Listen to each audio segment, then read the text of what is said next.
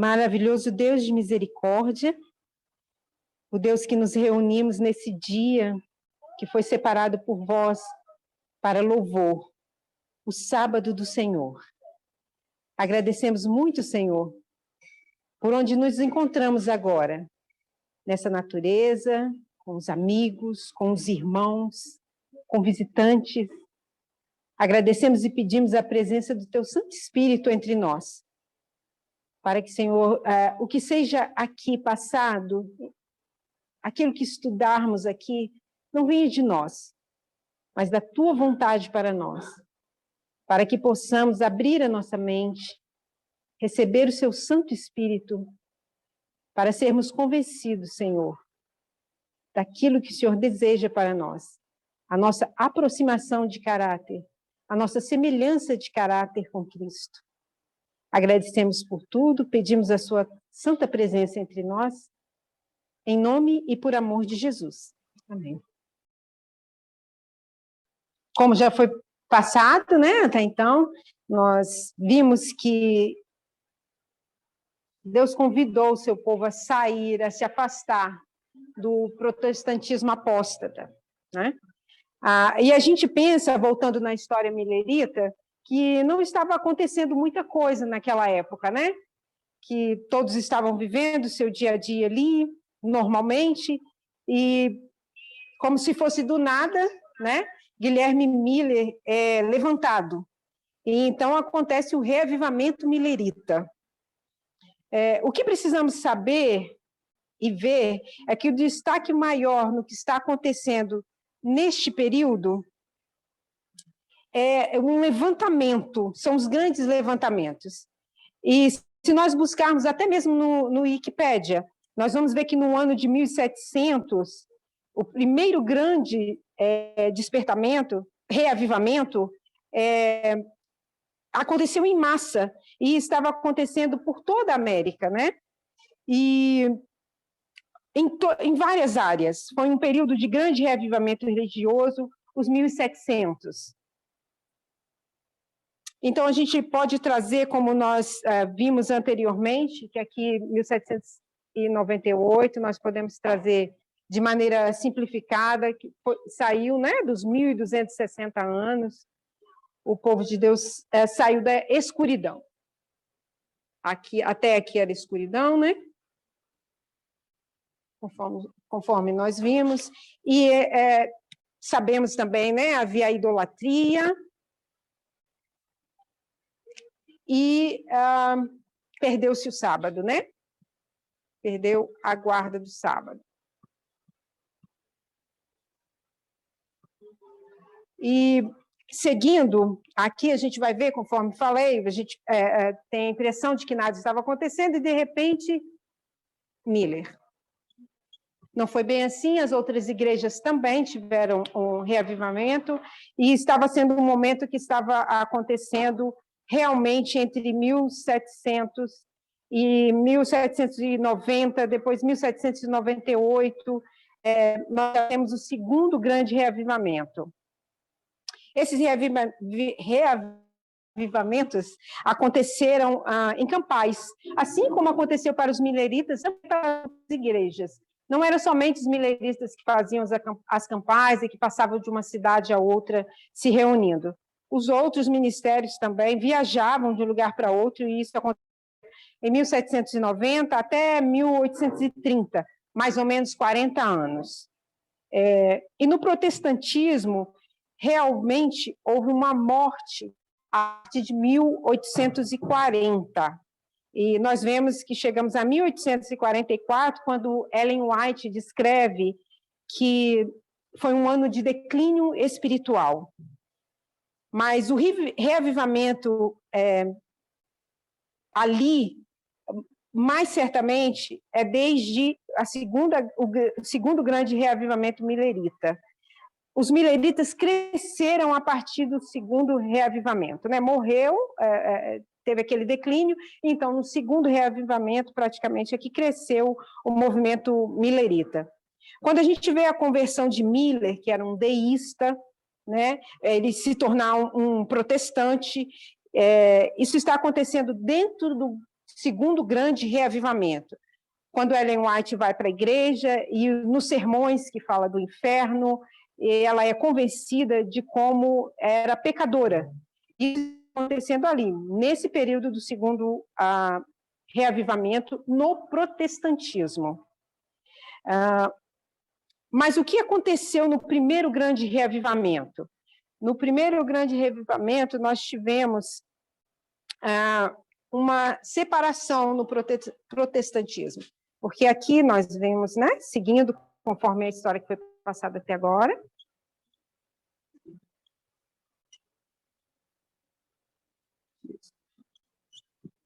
No segundo grande reavivamento, então, aí houve uma separação. E dessa separação, nós tivemos uma mudança. Resumindo, foi uma grande mudança. E então nós tivemos a ordem antiga, que seria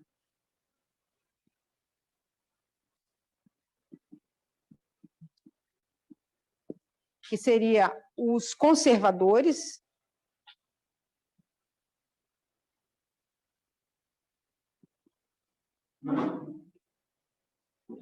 e a nova ordem, que seriam os liberais.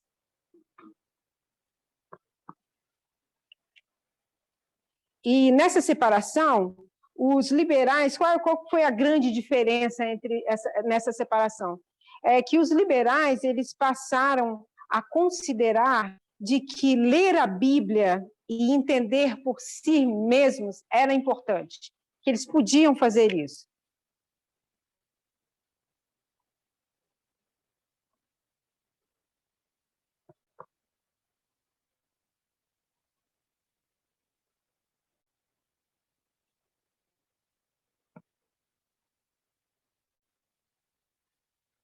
Enquanto isso, na ordem antiga, os conservadores, como a gente já pode imaginar, seguiu-se que tinha um ministério com aqueles ministros antigos que se acreditavam portadores da verdade, conhecedores da palavra, e eles é que iam guiar as pessoas. Então, aqui, a ordem antiga, os conservadores, eles se julgavam guias morais.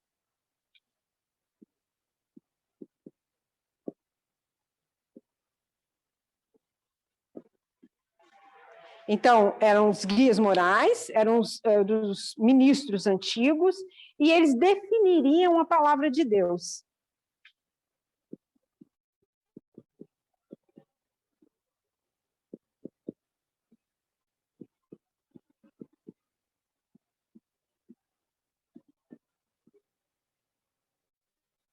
Então, aqui, praticamente não cabe questionamento. Você recebe a palavra como ela é trazida pelos ministros, pelos guias espirituais, e assim você segue. Você não tem que pensar, você não tem que raciocinar, você segue. E para os conservadores, esses ministros antigos, muitas pessoas olhavam para eles e os tinham como guias espirituais. Eles não só definiam a palavra, mas também eles tinham essa relação com os liberais, que era de colocar como uma ameaça, né? Os liberais eram mal vistos, por assim dizer. E tudo isso estava relacionado, nessa época, com o que estava acontecendo externamente. A Revolução Americana,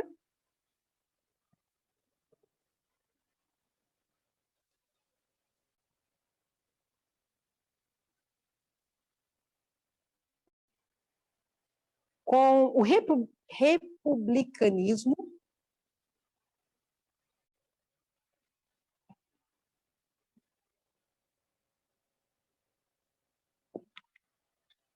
e com a liberdade.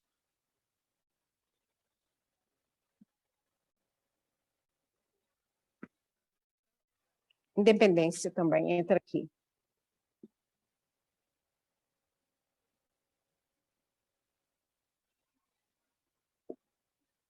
E essas características não casam com uma ordem conservadora.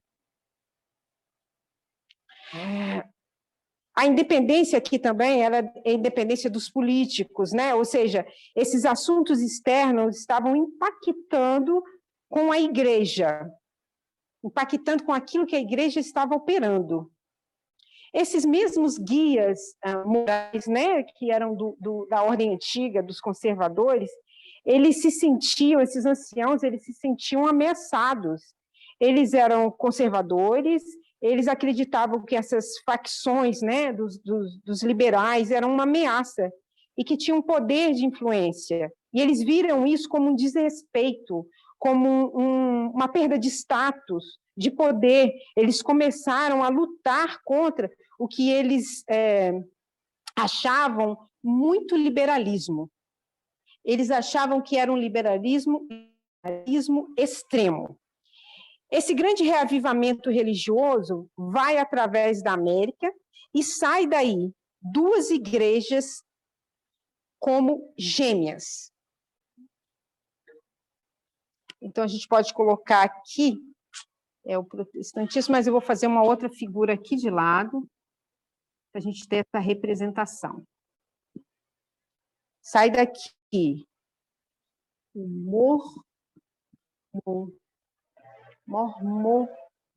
mormonismo dos mormons, né? E mileritas. Essas duas igrejas estão ligadas no sentido de época, o que vai acontecendo, as características estão muito ligadas. E o mormonismo foi através de Joseph Smith.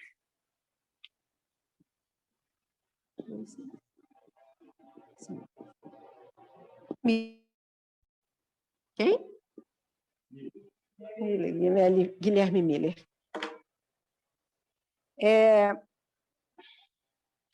O mormonismo sofreu uma transformação em 1844. Vamos colocar mais ou menos por aqui, né? Não estou muito boa de localização, não, mas vamos colocar que fosse aqui. O mormonismo sofreu uma ação. Por quê? Joseph Smith, ele acreditava... Aqui ficou um pouquinho do lado. Joseph Smith acreditava que a igreja devia ter a união com o Estado.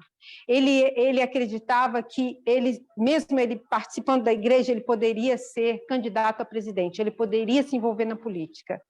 Ele também tinha características de um ditador e acreditava que o presidente dos Estados Unidos devia ser um ditador. Ele atacava também a Guilherme Miller. O pensamento era completamente diverso. Então, ele também se ocupava de atacar a Guilherme Miller, e ele usava sempre, ele gostava de dizer o argumento de que ninguém sabe o dia e a hora. Quando Guilherme Miller vinha com as previsões, fazia as interpretações, ele sempre atacava isso, né? Em meio à sua campanha, em 1844, Joseph Smith foi assassinado. Então, ele faleceu. Ele faleceu e foi substituído. O mesmo aconteceu na época de 1844 com Guilherme Miller. Não morreu, não foi assassinado, mas foi substituído por quem? Samuel Snow.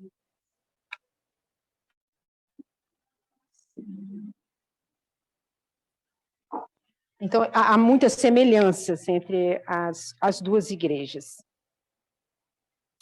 A gente está apenas vendo sobre isso aqui, nós não vamos entrar nesses detalhes, mas é porque são detalhes da época, então a gente está mostrando isso também. Eu vou entrar agora numa tese de Raquel A. Snell, do Maine, do estado do Maine, da Universidade de New Hampshire. Essa tese ela fez em 2006. E a nossa anciã tese, ela usou essa tese para nos colocar atualizados dessa época. Então, é uma tese de mestrado, onde ela está falando sobre o estado do protestantismo em 1798. Ela vai direcionar para a rivalidade em um contexto específico, ou seja, uma história específica na qual se desenvolve o pano de fundo ali. Ela vai falar de um nome específico. Esse nome que ela vai falar é Jedediah Morse. Morsi. Ela vai usar o nome de Jedediah Morsi. Eu vou ter depois mais visualmente para vocês a respeito de Jedediah Morsi. Ele é um conservador antigo também. Ele percebe que estava perdendo lugar e sociedade com os líderes. Quando ele diz Nova Inglaterra, porque a gente sabe que os mileritas, né? Eles saem, os americanos, eles saíram da Inglaterra, né? E foram para os Estados Unidos. Chegando nos Estados Unidos, foi dado o nome de Nova Inglaterra, que é quando a gente ouve falar de New England. E quando se fala de New England, ele está falando de Connecticut e de a outra cidade, Connecticut não, Massachusetts, e tem mais uma área, mas já eu vou voltar a falar disso, então eu vou falar essa área específica nos Estados Unidos, onde chegaram os primeiros padres, né, da nossa igreja. Então, Jedediah Morsi, ele era considerado um líder conservador. Ele é o inventor do Código Morse. Jedediah Morsi é um forte conservador desses senhores antigos que percebeu que eles estavam perdendo seu lugar na sociedade como líderes. Então, quando ele diz Nova Inglaterra, ele está se referindo a Charlestown em Massachusetts. Ela diz o seguinte: gerações antes da Revolução Americana, a Nova Inglaterra manteve uma relação cooperativa entre religião e governo, virtude pública e deveres públicos. Então, até aqui, até onde a gente está conhecendo dessa história aqui, estão juntos igreja mais Estado. Tanto que a gente viu que Joseph Smith acreditava que ele podia ser político, podia ser o presidente dos Estados Unidos, como mesmo estando na liderança da igreja. E quando eles usam isso, eles usam a religião. Estou usando muito vermelho, então preto.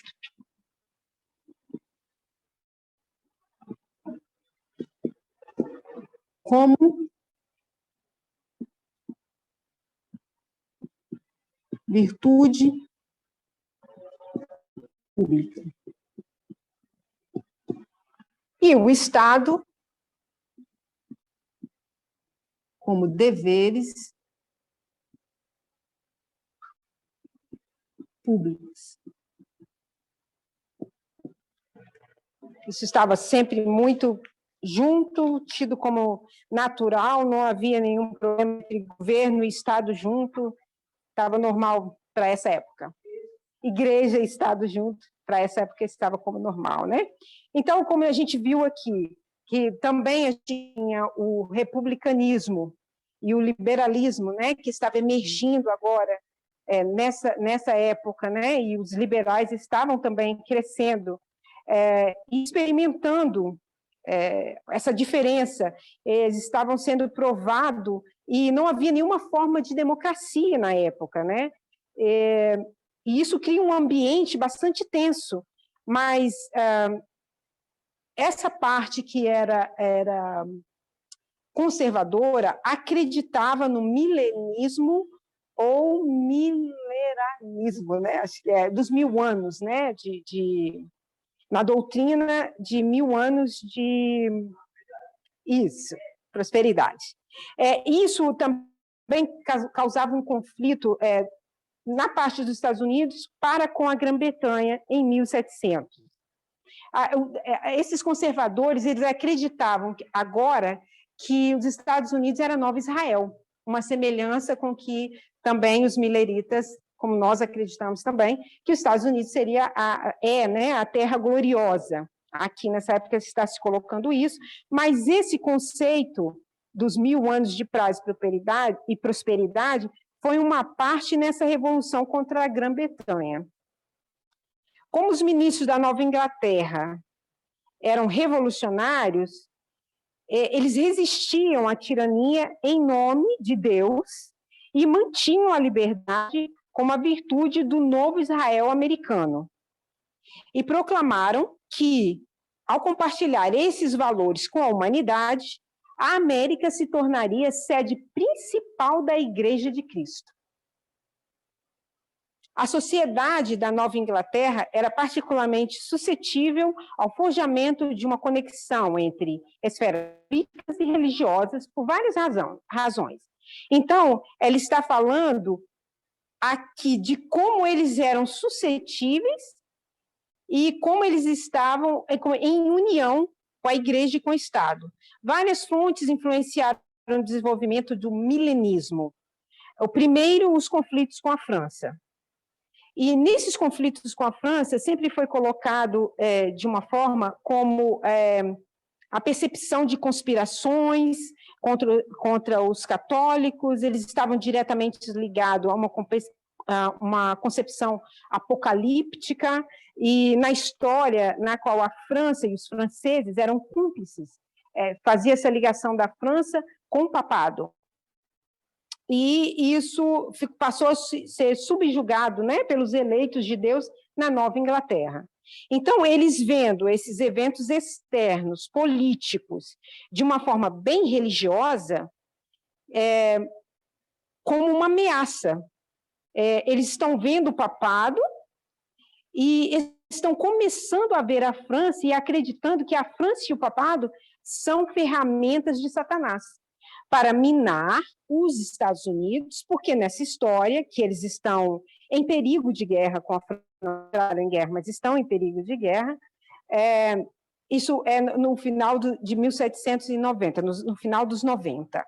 No final do século XVIII, havia um interesse enorme pelos livros apocalípticos da Bíblia, para fazer essa conexão com tudo que estava acontecendo, uma interpretação, porque isso o que faz? Isso faz com que as pessoas se comovam, faz com que as pessoas entrem também, né? Acabem entrando em toda essa atmosfera que é feita, né? Principalmente quando não se tem a liberdade de buscar por si mesmo, quando você é instruído. No final então, já falei final do século XVIII, então no final de 1700, ali em 1798, esse grande interesse pelos livros de Daniel e Apocalipse, especialmente popularidade do pensamento milenar durante o início da República, alimentando pelo drama dos acontecimentos recentes. O clero conservador, liderado por Jedediah Morse, acreditava que a decadência da virtude pública seria a ascensão da fé evangélica, o que eles chamavam de os liberais. E as políticas republicanas, democráticas, eram uma grande ameaça para o seu poder social. Então, eles têm um problema com a moralidade. Nós vamos ver que em 1989, a gente pode colocar, porque a gente já está familiarizado com esse conceito de um reavivamento dentro do protestantismo. O medo de perder a moralidade nos Estados Unidos, eles achavam que ia perder suas influências como líderes antigos, os anciãos e também o declínio dos Estados Unidos. Fazia essa ligação, né? O declínio moral faz com que haja o declínio do país, porque como era ligado à igreja e Estado, então era essa a consequência que era feita, vista como um juízo de Deus. O povo não se comporta bem realmente, então a nação vai mal. A mesma coisa que Jedediah Morse estava pregando na história de 1798. Durante os anos de 1790, Massachusetts Ocidental, todo Connecticut, permaneceu dominado por congressionistas ortodoxos conservadores, que superaram os liberais significativamente. O número era bem maior dos conservadores. E eles tinham um apoio através de, eu coloquei um harmonismo, Joseph Smith, Igreja e Estado, nós colocamos aqui, e eles tinham um apoio através de uma pessoa que se chamava Timothy Dwight. O Timothy Dwight entrava aqui na parte, né, do conservadorismo. Vou deixar aqui.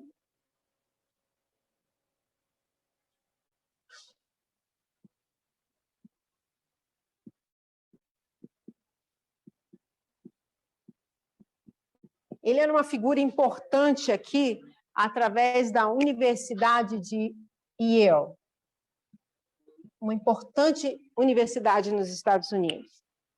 Então, ele apoiava, né? Ele apoiava os conservadores. E, nessa época, de 1798, o presidente dos Estados Unidos era John Adams.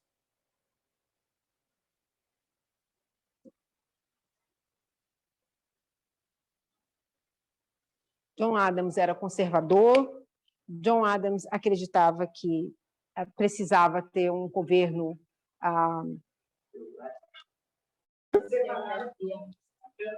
teocrático, ele acreditava que devia dominar, né? Que devia haver um domínio sobre o povo. E com o apoio de Timothy Dwight, através da Yale, que é uma universidade de renome, ele tinha também mais uma comunidade ali que apoiava, né? Era um aliado crucial de Jedediah Morse.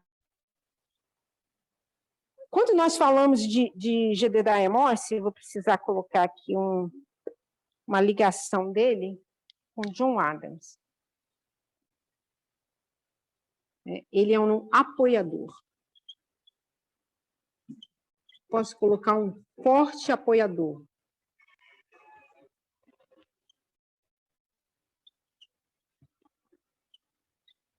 E ele, uma figura muito importante para a época. Para quem também já ouviu falar que também em 1989, antes de 1889, a gente tinha aqui uma representação também muito forte, que era através de Jerry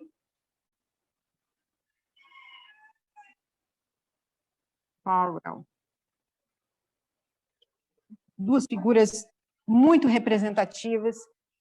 Jerry Falwell, na época que, em 1989, como Jedediah Morse apoiava aqui, ele apoiou e deu início à maioria moral. Isso aqui é muito importante.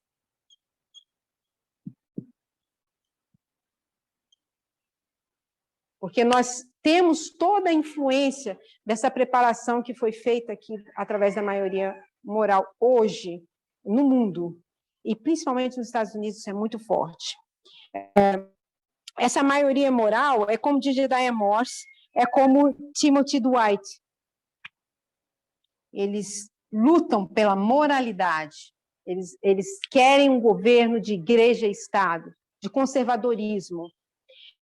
E nós vamos adiante aqui passando que Jerry Falwell, ele também, através de uma universidade, isso é muito visto, né, porque é uma influência forte. Jerry Falwell é da Universidade da Califórnia.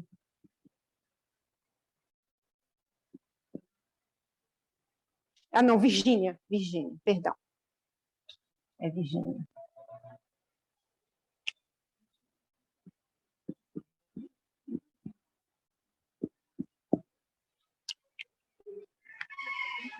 Um ponto interessante sobre Jerry Falwell na Universidade da Virgínia é que, quando nos Estados Unidos já havia sido passado a lei que dava direito a negros de frequentarem escolas, assim como os brancos, depois de muita luta, processos, e chegou colocado essa lei e foi dito que agora se podia abrir a porta para negros frequentarem escolas de brancos, Jerry Falwell resistiu.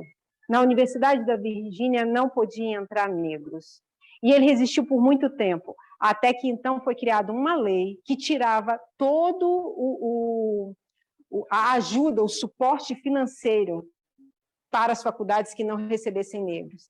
É a força de um administrador de uma faculdade. A gente vê que isso está muito presente nos Estados Unidos e que isso faz muita diferença. E essa universidade na Virgínia chama-se Liberty. Universidade de Liberty. Se vocês buscarem, vão poder encontrar informação sobre isso, né? Então, como a gente vê essas faculdades, havia esses religiosos que estavam colocando tudo isso junto, colocavam como os deveres sociais das congregações do ministro era zelarem, guardar o caráter moral da sociedade, e por essa razão, Jedediah Morse e o clérigo se mesmos como vigias e usavam o milenismo para legitimar seu papel como guardiões sociais. Em um de seus sermões, Jedediah Morse colocou críticas que ele discutiu sobre críticas que ele recebeu ao se intrometer na política. E o comentário dele foi o seguinte: isso é um novo crime? Isso é um novo crime da igreja, se envolver com política? Não, é o cristianismo antigo. Os sacerdotes, os profetas, a dispensação do Antigo Testamento, Cristo e seus apóstolos, o Novo Testamento, os clérigos, os cristãos pregaram política. Então, para ele, tudo estava ligado, tudo era política. E ele inculcava a sujeição dos magistrados civis e a obediência à lei. Eles advertiam as pessoas sobre a animosidade da visão, e o que eles querem dizer é que a mistura de igreja e Estado não é nada de novo. E a gente precisa ver que o que está acontecendo aqui é que o presidente dos Estados Unidos, neste momento, né, foi o segundo presidente, em 1798, John Adams, ele vê tudo isso como uma grande ameaça quando ele também percebe que o liberalismo está crescendo.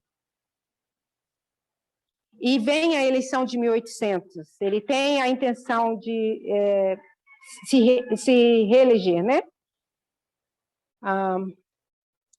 Dentro desse conflito, eles colocam leis que suprimem os estrangeiros, em 1798. A lei da naturalização, a lei do alien, ou estrangeiro amigo, os inimigos, a lei de sedição, e tudo isso era julgado pelo próprio governo.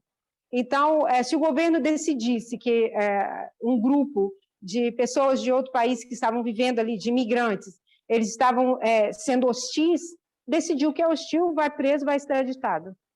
Então, a pessoa não tinha o direito de ficar no país. Então, naquela época, os direitos não eram muito respeitados.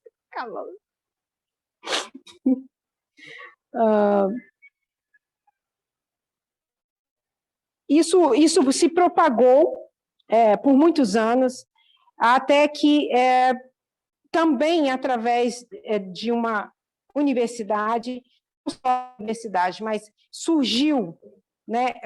Eles diziam que a Constituição era boa, que os direitos de liberdade são muito bons, que são úteis, mas que agora a gente bem-sucedido, o país, para ser bem-sucedido como nação, tinha que se libertar da Grã-Bretanha, como se fosse o Egito, fazia uma comparação como se fosse se libertar do Egito, se libertar da Grã-Bretanha. E que agora, no deserto, nós precisamos provar a nossa moralidade. Então, aí eles faziam toda essa conexão, né, com o povo de Israel, para tentar manter o controle, né?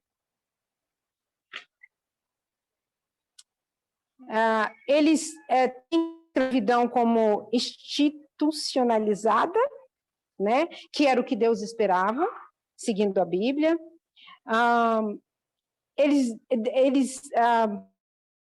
Para se definirem, eles não usavam nenhuma metodologia correta, né? Eles não eram familiarizados com a metodologia de parábola, e eles usavam muito a depender da moralidade do povo.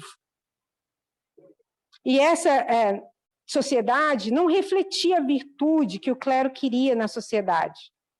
Eles tinham medo do destino da sociedade, tanto na religião, como no sentido político, porque estava emergindo agora o liberalismo.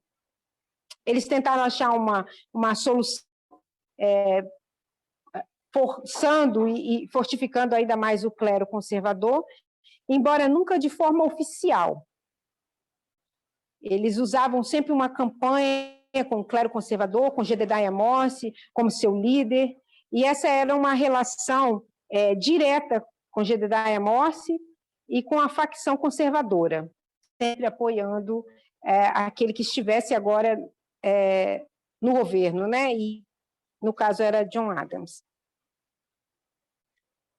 Citando John Adams, lembre-se desse dia, porque ele instituiu o dia de jejum.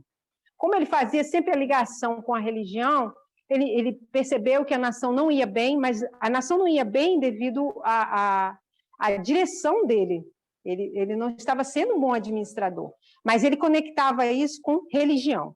E conectando com religião, a nação não vai bem porque a moral não vai bem nesse país, então vamos instituir um dia de jejum. Foi instituído o dia de jejum e, nesse dia, ele também subiu ao púlpito para dizer, lembre-se desse dia de jejum, as numerosas ofensas contra Deus, mais alto, contra o Deus mais alto, devemos confessá-las, ele, com uma penitência sincera, implorar a sua misericórdia perdoadora através do grande mediador e redentor. Por nossa transgressão passada, devemos orar para que, pela graça de seu Espírito Santo, possamos ser dispostos e capacitados para darmos uma obediência mais adequada para as suas requisições justas a esse tempo. Então, ele está ligando diretamente a moralidade da nação com uma cura, ou uma solução para os problemas políticos que a sua administração está enfrentando. E ele continua fazendo sempre essas conexões. Ele também usa Jeremias, coloca uma exemplificação. Quando Jedediah Morse vai ao púlpito, ele faz umas afirmações interessantes. O sermão do dia do jejum geralmente seguia o formato de Jeremias. Então, quando ele diz Jeremias, ele está se referindo a Ciro, de Jeremias, ao livro de Jeremias, quando Jeremias se levantaria e trabalharia sobre os pecados do povo, através do julgamento de Deus. Então, nesse dia de jejum, os sermões seriam colocados nessa forma. Olha os nossos pecados, olha o que está por vir na nossa nação, a gente tem que se arrepender por causa dos pecados que fizemos à nação. E aqui, nessa tese, a Rachel cita também um outro sermão em que ele informou a sua congregação uma ameaça grande e grave, sugerindo que os cidadãos americanos mudassem o seu comportamento para que o governo, para tudo do governo que estava em questão. Ao apresentar uma solução, Morse censurou a falta da lei contra a imoralidade. Então, ele está dizendo que não faltam leis instituídas pelo Estado para corrigir a moralidade do povo.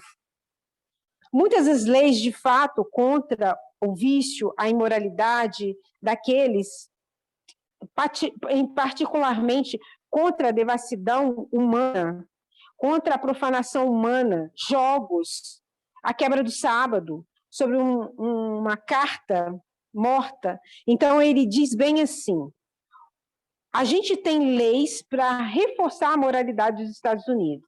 Ele se refere a leis dominicais, por exemplo, mas também a leis contra linguagem de profanação e imoralidade.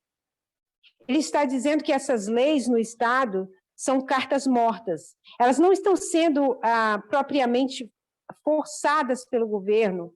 O governo não está forçando a moralidade pública. Então, ele vai nessa linha sempre, colocando de forçar a moralidade pública. E, nessa época, nós temos também Thomas Jefferson. Thomas Jefferson é liberal. Vamos colocar aqui.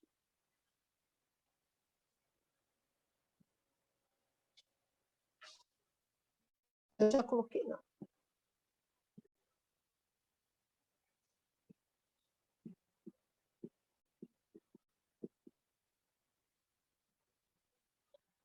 Thomas Jefferson é liberal. Então, ele, quando menciona sobre Thomas Jefferson, ele já coloca na comparação bíblica como Thomas Jefferson é o perverso Acaz. Então, nós temos ele como Jeremias e temos Thomas Jefferson como Acaz, o perverso Acaz. E John Adams é Zedequias, é o piedoso Zedequias. Então, nós temos agora duas facções políticas discutindo. Nós temos Thomas Jefferson e nós temos John Adams. Ele foi recebido e encarado de maneira bastante favorável pelo ramo liberal, falando de Thomas Jefferson. Mas ele foi visto pelos conservadores como Acaz da Bíblia, porque o próprio não era tão religioso, ele parecia mais ser um deísta. Ele não era realmente um protestante forte, como eles queriam. Eles o viam como alguém que não era moralmente apto para liderar a nação.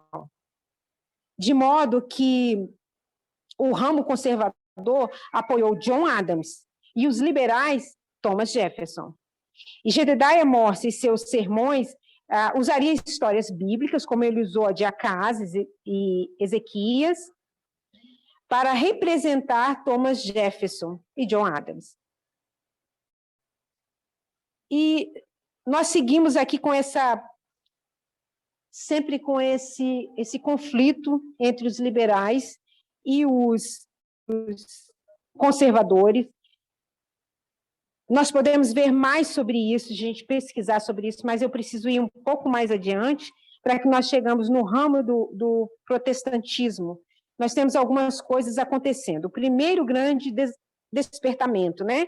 Os dois ramos que nós vimos, o liberal e o conservador, os eventos externos, que era a Revolução Americana, o republicanismo, a liberdade, a independência, e uma tensão contínua contra a Grã-Bretanha na divisão do território.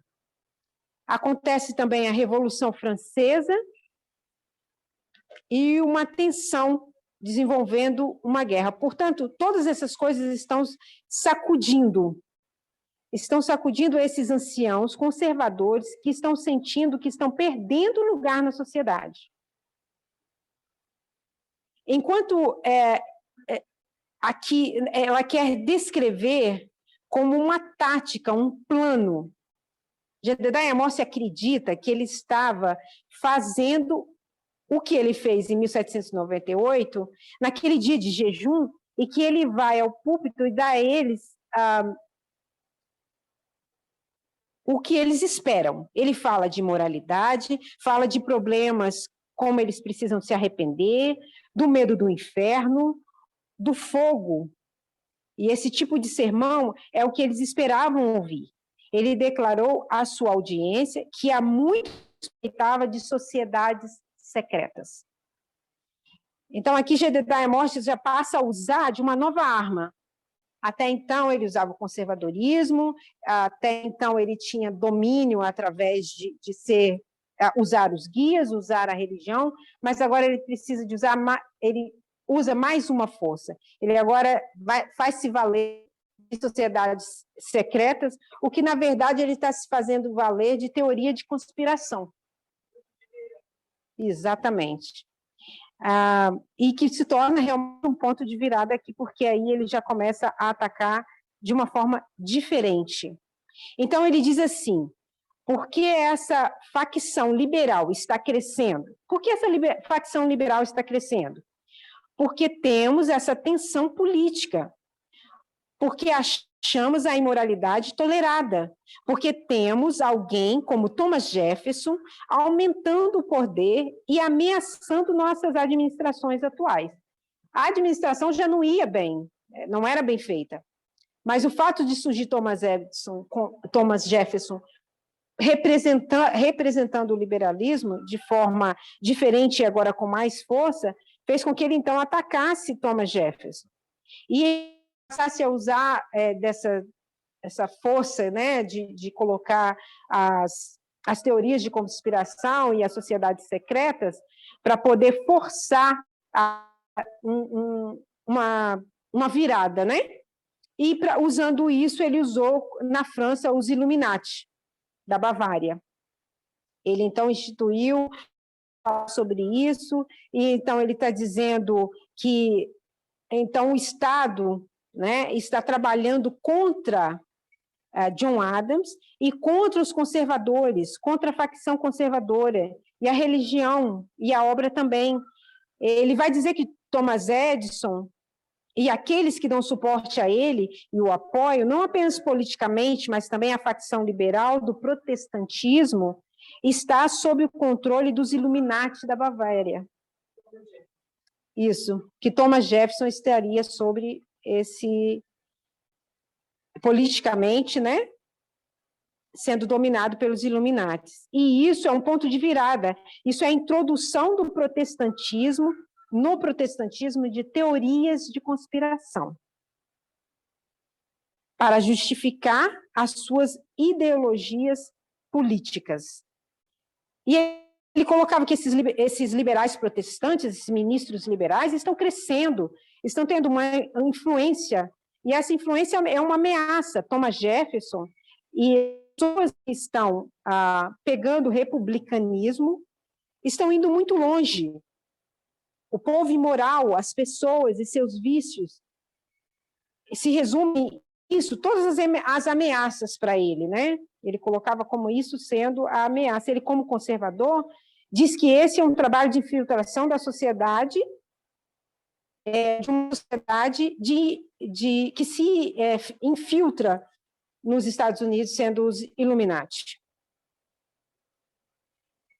Ele usa também e coloca isso como sendo, ele se refere a Virgínia e a Nova York. E por que ele se refere a Virgínia e a Nova York? Ele se refere a Virgínia porque Jefferson é da Virgínia.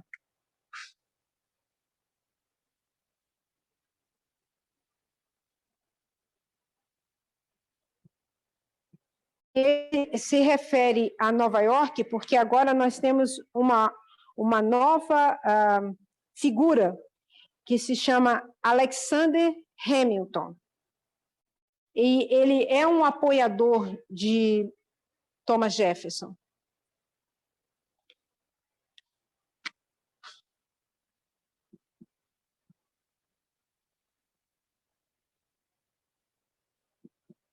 Alexander Hamilton,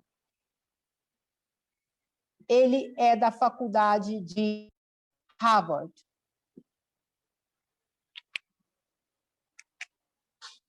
Figura importante na faculdade de Harvard.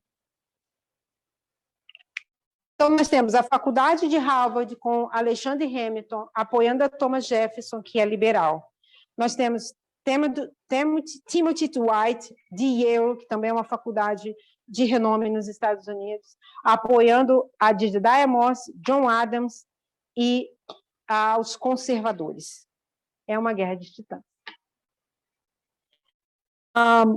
Com isso, a partir de que surge Alexander Hamilton vem trazendo uma visão completamente diferente. Ele não é político, ele não quer se envolver na política. Ele teve a chance, por 2 vezes, ele foi convidado por Thomas Jefferson, mas ele recusa. Essa não é a vontade dele. Ele quer que cresça.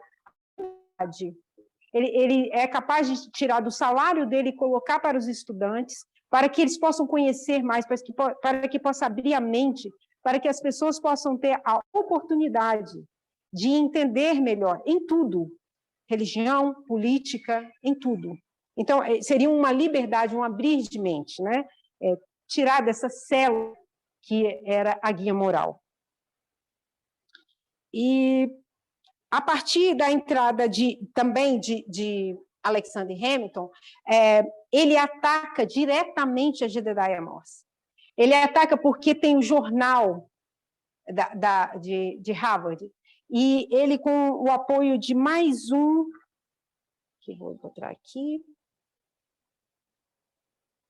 Alexander Hamilton, é ele mesmo, Alexander Hamilton. Ele tem o jornal, e ele ataca diretamente, faz as publicações nos jornais, Quando Jedediah Morse fala sobre os Illuminati e teoria de conspiração, ele enfrenta de frente, vai tentar descobrir se aquilo existiu realmente, ele consegue comprovar que não existiu. Então, ele é uma figura forte contra essa ilusão, né, que é através da teoria de conspiração. Ele ataca de frente. Nós temos também, em 1989, com Jerry Falwell, nós temos aqueles conservadores que interpretam a América na Terra Gloriosa, interpretando de uma forma sem entendimento de mudanças dispensacionais. Eles acham que os Estados Unidos têm que ter segregação institucionalizada. Então, eles não vão falar mais de escravidão, mas eles rejeitam movimentos de direitos civis. Como eu disse, ele manteve até quanto ele pôde de não permitir negros na Universidade de Liberty. Eles não falam abertamente, mas eles agem dessa forma, né? E ele foi contra o movimento dos direitos civis. E então nós temos uma divisão, aqui entra uma divisão no protestantismo. Existem muitas pessoas, e a maioria negras, nos Estados Unidos, que não dão suporte a Trump. Porque nós também vimos, se a gente trouxer para o momento mais atual, que nós temos o protestantismo nos Estados Unidos com duas divisões. E os conservadores apoiam o Trump. Mas, ainda sendo protestante, muitos negros não apoiaram a Trump. Então, aí, mais uma vez, essa divisão fica bem nítida, né? Não todo o protestantismo que está dando suporte a Donald Trump. Atrás, com Ronald Reagan, e mais atrás com John Adams, essas pessoas têm uma tática política para defender a sua política, e a tática é a teoria de conspiração. Aqui, em 1989, é também o que conduziu essa história dentro do conservadorismo protestante, o que conduz até hoje. Então, é bom que a gente se intere desse assunto, que a gente busque entender, para que nós possamos ver essas diferenças, essas nuances, porque é tudo muito sutil, vem tudo, como foi explicado do Touro Apis, é uma coisa que a gente se acostuma, isso vai passando de geração em geração, vai acontecendo, parece natural, mas não é, e tem que ser mudado. E para enxergar isso, a gente tem que buscar a história antiga e fazer a comparação com o nosso tempo atual. Não podemos ficar simplesmente dentro da igreja, com a palavra e seguindo guias, somente com o que está acontecendo aqui e agora. Nós precisamos ver o que está acontecendo no Estado. Isso também nos guia. Foi assim no passado, é assim hoje. E aqui nós vamos falar um pouquinho sobre os Illuminatis. A história fala sobre os Illuminatis, eles foram criados em 1776. Então, se a gente for ver a Igreja Católica durante a Idade das Trevas, o que aconteceu em 1773? Eles aboliram os jesuítas. Eles vão cair em uma igreja e eles aboliram os jesuítas porque eles perderam grande questão política. E isso aconteceu no período do Iluminismo. O que é o Iluminismo? Por que é chamado assim? Porque falamos da Idade das Trevas, porque a luz é suprimida, a verdade foi suprimida, mas não apenas verdades bíblicas, mas também qualquer tipo de ciência, medicina, qualquer coisa que fosse desafiar a visão da Igreja Católica, o mundo e nosso espaço no universo. Qualquer coisa assim iria ser atacado, era perseguido, por exemplo, a ideia de que a Terra gira ao redor do Sol, em vez do Sol girando ao redor da Terra. Qualquer tipo de mudança, sendo política ou científica, ou uma versão da ciência que desafiasse a perspectiva da Igreja Católica, era perseguida, era esmagada. Porque eles não queriam mais que a Igreja Católica prevenisse eles de ter luz. Não apenas da Bíblia, mas também da ciência. Então, é daí que surge o iluminismo, que você encontra os Illuminatis.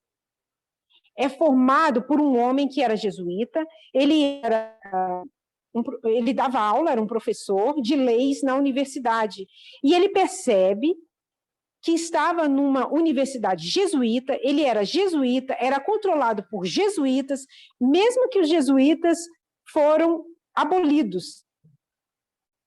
Ele observava ainda que controlavam essa universidade em qualquer momento em qualquer momento que você tinha que ensinar qualquer coisa que fosse contra a Igreja Católica, ele seria silenciado. E qualquer um que ensinava contra a Igreja Católica, a ciência, a lei ou qualquer coisa contra a sua ideologia, e que amassasse a Igreja Católica em relação com o mundo e as pessoas, como as pessoas se parecem, perdiam seus trabalhos. Não havia liberdade, né?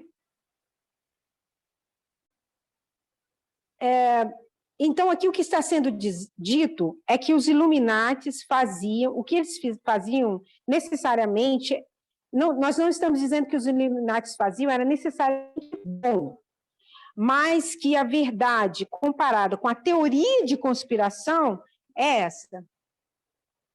Então, os Illuminati não era o povo da França conspirando com os Estados Unidos. Não era satanismo, não eram pessoas que queriam compartilhar, eram apenas pessoas que queriam compartilhar iluminação. Iluminação da ciência, iluminação do entender. E tudo tinha que ser escondido da Igreja Católica, para não ser silenciado. A gente pode fazer uma representação aqui.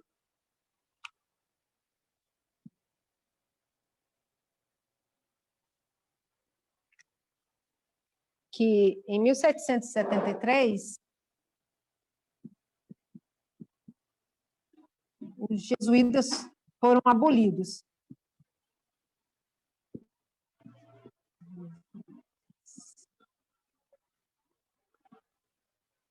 Em 1776,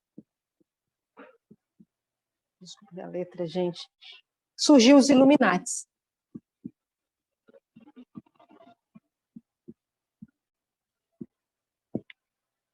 E em 1789,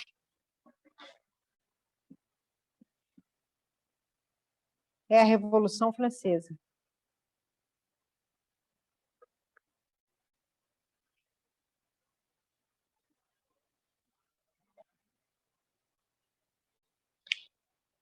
Em 1779, você tem o início da Revolução Francesa. E Jedediah Morse vai ensinar que os Illuminatis eram a causa da Revolução Francesa. Segundo o que Jedediah Morse insistia, a Revolução Francesa sem os Illuminatis, porque nós sabemos que a Revolução Francesa aconteceu, e qual foi a causa? Nós podemos buscar a causa da Revolução Francesa no grande conflito.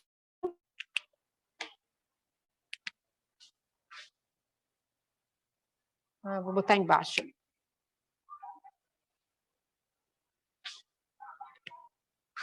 Grande conflito 283.1. Não, 281.3.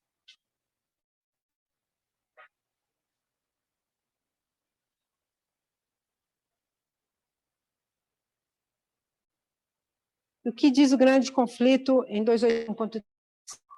O que essa revolta ali está usando é uma parábola. Quando você puxa uma corda para uma só, você solta essa corda e ela recua completamente. Você puxa somente para uma direção e ela recua completamente na direção oposta. Então, eles se encontram ali brutalizados por Roma por 1.260 anos, e quando eles recuam disso, eles encontram a sua liberdade. Eles agora liberam toda a restrição. enravecidos com um disfarçado emaranhado, né?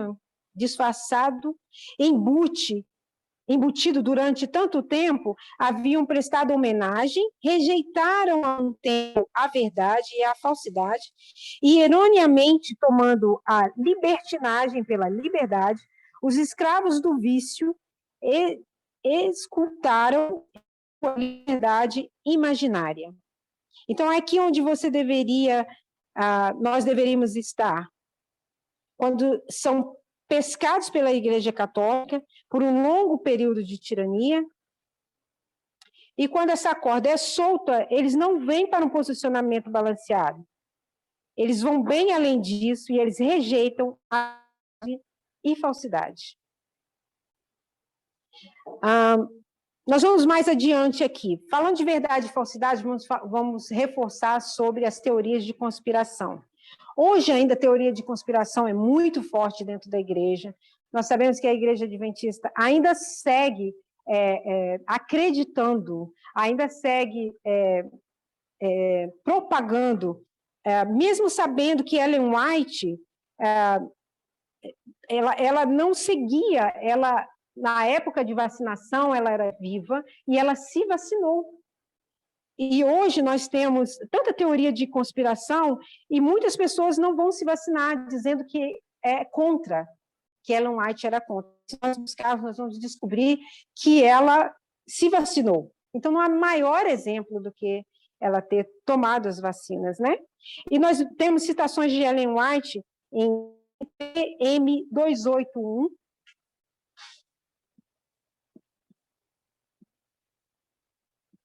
em que ela fala de outras teorias de conspiração. Aqui, nessa em particular, ela vai falar do KKK. Vocês já ouviram falar? É o Ku Klux Klan, a gente sabe, eles combatiam os negros, e de uma forma tirana. Ellen White também se posiciona a respeito disso, ela fala sobre essa tirania, e ela desejava que os negros do Sul recebessem os missionários, mas que esses missionários não dissessem a eles que eles trabalhassem no domingo pela folga do sábado, porque isso seria uma forma de que os guias morais iriam contra, né? Não deveria ser isso, não seria essa a forma de colocar, e, infelizmente, a tendência era essa, né? De colocar, você folga no sábado, mas você trabalha no domingo em compensação, e não é isso, né? Que deveria seguir. Ellen White fala de outras teorias de conspiração. A gente tem também a respeito no 20MR 28.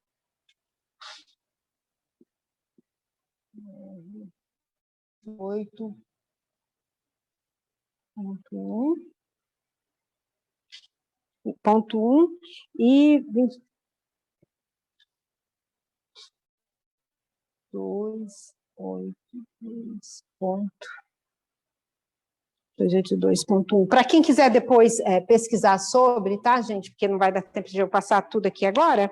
Ela fala sobre networking, que seria o amor ao dinheiro. Essa coisa de empresa, do álcool, do tabaco, os grandes empresários se reuniam para fazer networking, para falar sobre seus negócios, e ali isso chamava também a bebida, e com a bebida vinha também o tabaco, e com o tabaco acaba ali se fazendo havia outras liberdades que o povo de Deus não pode se envolver com isso, não deve se envolver com isso. Isso embota a mente, isso tira, quando você vai estudar a palavra de Deus, você já não tem mais a condição de entendimento. Isso não é para o povo de Deus. O povo de Deus não deveria ser encontrado nessas sociedades. E tem uma carta de Ellen White para uma pessoa da igreja aconselhando a sair disso. E nós temos também outras teorias de conspiração. E temos Walter Veith, que até hoje muitos seguem Walter Veith. Walter Veith usa muito de teoria de conspiração.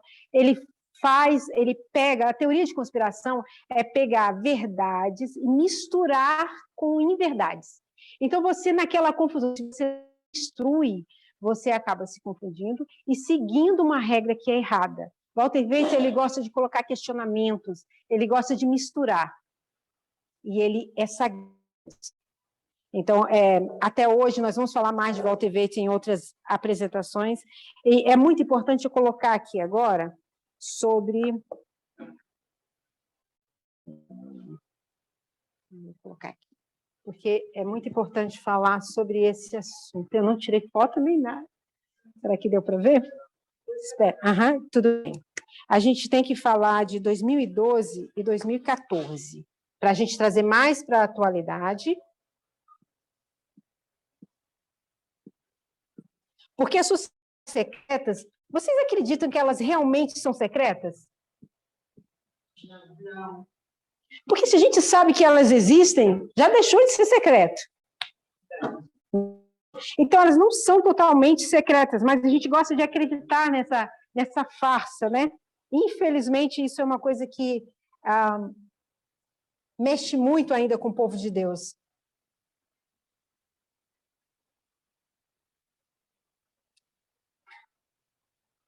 Essa mentira misturada com a inverdade. Porque, então, a verdade não é mais verdade misturada com mentira, ela se torna uma inverdade.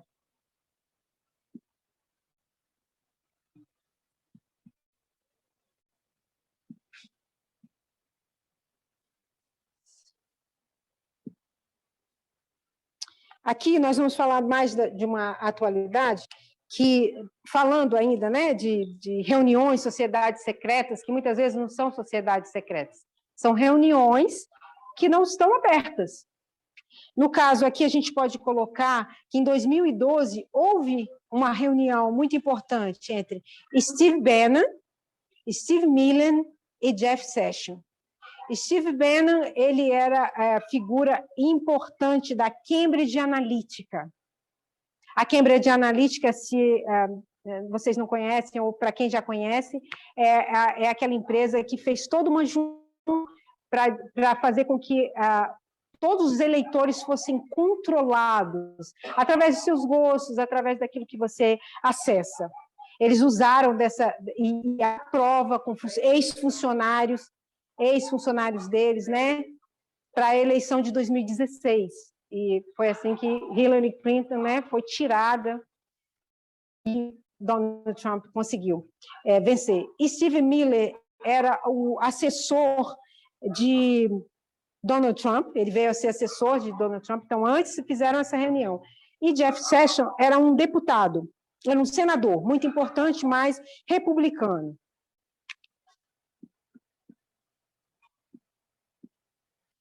Eles se reuniram e decidiram uma nova forma, o que eles queriam, um novo país, um novo governo, como coordenar a política, como usar a figura. A figura de Trump foi usada. Trump não era uma figura que todos queriam que ele aparecesse.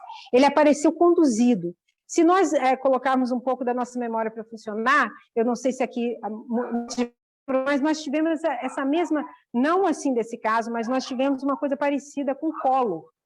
Collor, de repente, apareceu como caçador de marajás, e então ele foi ficando popularizado, daqui a pouco ele era o presidente, muito bem votado. Trump, ele apareceu como a salvação do Partido Republicano, uma figura forte, uma figura que vinha para mostrar que o conservadorismo é o que tinha que reinar.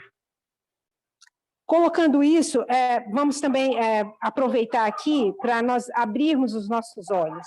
Abrirmos os nossos olhos porque tudo que vem acontecendo, tudo que aconteceu desde o passado, desde o Touro Lápis, até nós chegarmos à atualidade, vem nos conduzindo para isso, para que nós nos deixemos envolver por essas inverdades, nos deixemos envolver por teoria de conspiração, de sociedades secretas, que não há nada de verdadeiramente secreto nisso. Nós precisamos despertar para isso. E nós só vamos despertar para isso buscando entender. Nós já alinhamos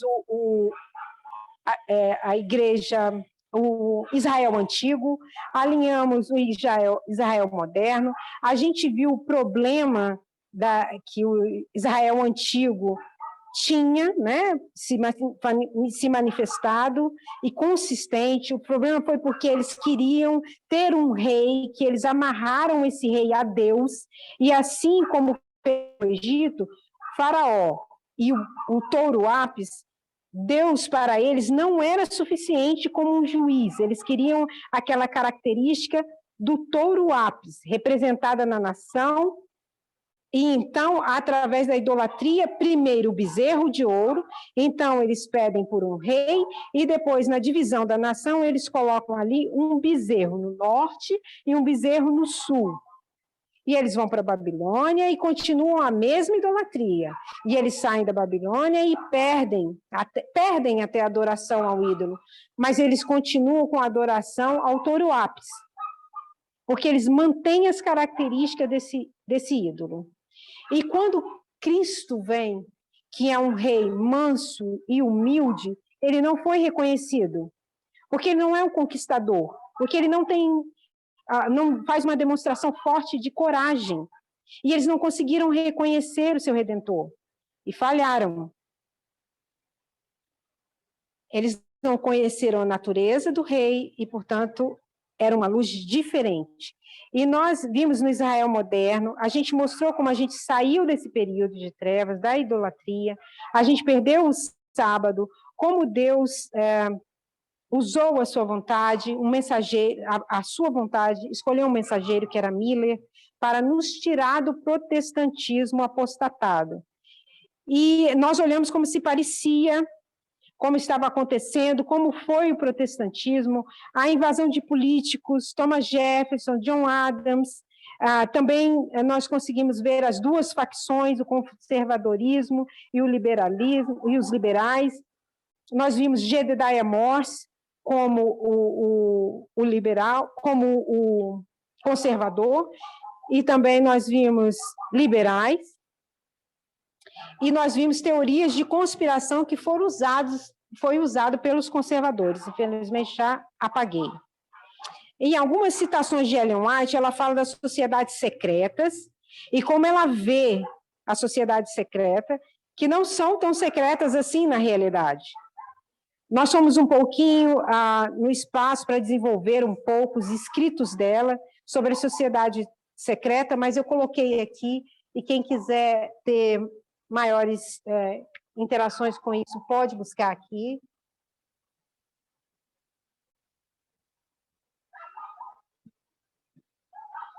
Secretas por Ellen White, qual é a opinião de Ellen White. E nós caímos ali no protestantismo, no tempo do fim, quando olhamos para ver as teorias de conspiração que a gente está vendo, mais do que tudo agora.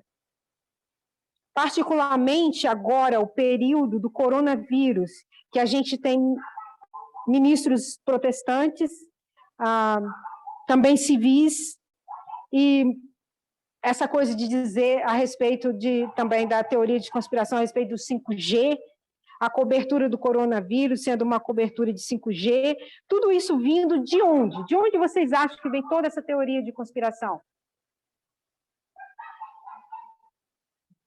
A gente viu como surgiu a teoria de conspiração. Foi do próprio protestantismo.